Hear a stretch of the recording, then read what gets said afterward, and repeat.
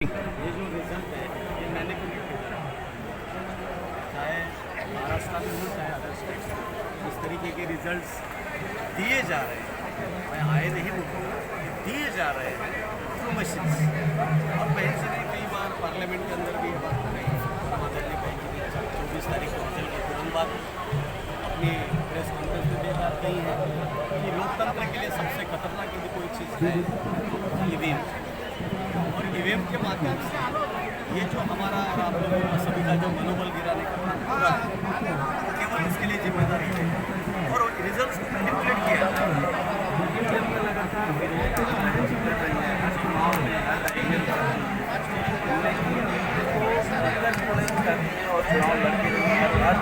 हर state में चुनाव लड़ा जा रहा है। देखिए ऐसा है कि हम लोकतंत्र में बाबा साहब के सपने को पूरा करना है। बाबा साहब ने परम आदरणीय बहन जी ईवीएम की लड़ाई बहुत सालों से लड़ रही है, लेकिन ये जो मनवादी ताकतें हैं जो मिलजुल कर मिल बांट कर सत्ता चलाने का काम कर रहे हैं, कभी इस स्टेट में कभी उस स्टेट में, लोगों को ये दर्शाते हैं कि भाई ईवीएम का गणित देख लीजिए। महाराष्ट्र में इलेक्शन झारखंड में हुई, महाराष्ट्र के इलेक्शन में अन्वेषण हुए, जबकि कोई नहीं चाहता था, कोई समझता भी नहीं था, किसी का कैलकुलेशन नहीं था कितनी सीटें चुनकर आएगी।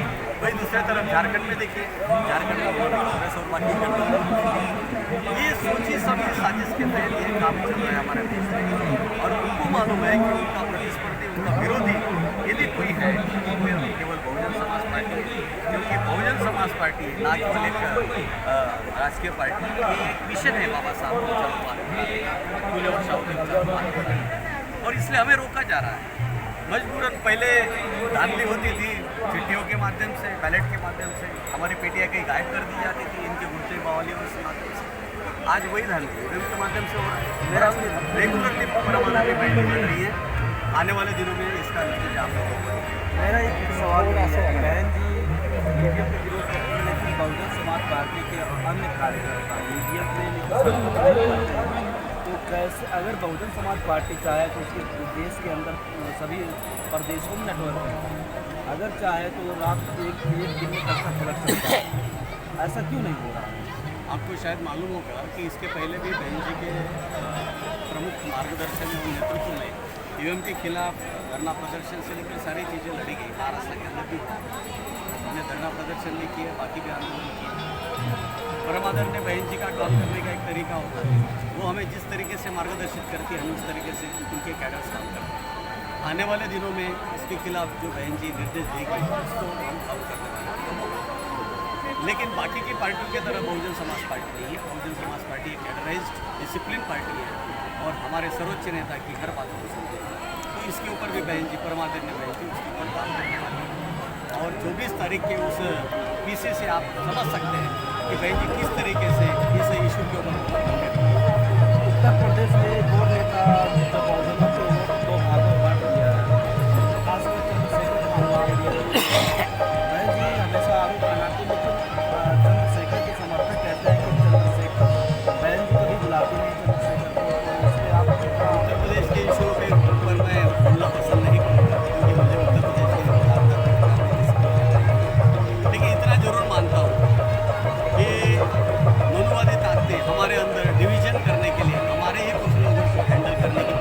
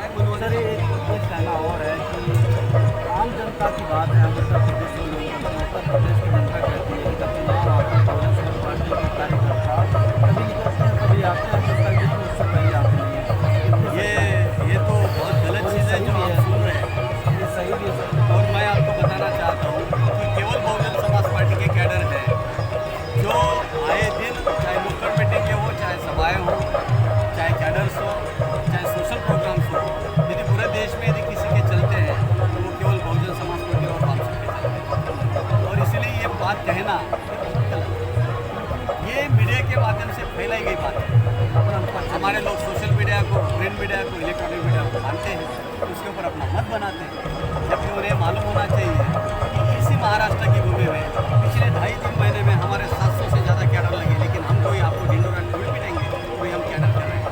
ये तो एक सीक्रेट काम होता है। अब जन सामान्य पे जा रहे हैं, बहुजन पत्रकारों को क्यों नहीं बताते? क्यों बताएंगे? बहुजन पत्रकारों का काम है कि वो हम जो काम करते हैं उसको आपने तलाशना चाहिए। सही बात है, आपने तलाशना चाहिए। मान्यवर साहब ने कहा है कि हम जो काम करते हैं उसकी आवाज़ कम करो, काम ज़्यादा करो। हम काम ज़्यादा करते हैं, आवाज़ कम करते हैं, और इसलिए परमादरणीय बहन जी भी कहती है कि हम लोग कभी प्रेस में आते हैं, अकेली बहन जी प्रेस में आती है।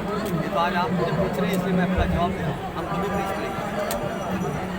Thank you.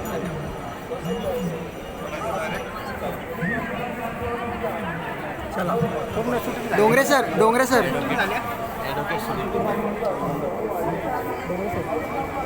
डॉक्टर सम्यक हिवाळे अरे यार, मैं आपको मिलने के लिए आ रहा था, आपके पिताजी ने कहा